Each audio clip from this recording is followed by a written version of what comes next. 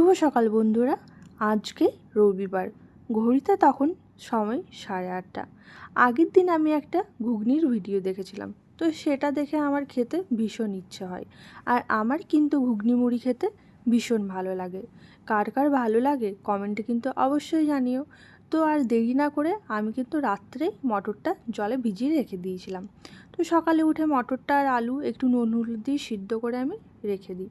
এবার কড়াইয়ের মধ্যে দিয়েছি আমি তেল, গোটা জিরে, তেজপাতা, বেশ খানিকটা পেঁয়াজ কুচি, চেরা কাঁচা লঙ্কা ও একটু টমেটো কুচি। তো এটা ভালো করে ভেজে নিয়েছি। ভালো করে ভাজা হয়ে গেলে আমি দিয়ে দিয়েছিলাম গ্রেট করে রাখা আদা ও থেতো করা রসুন।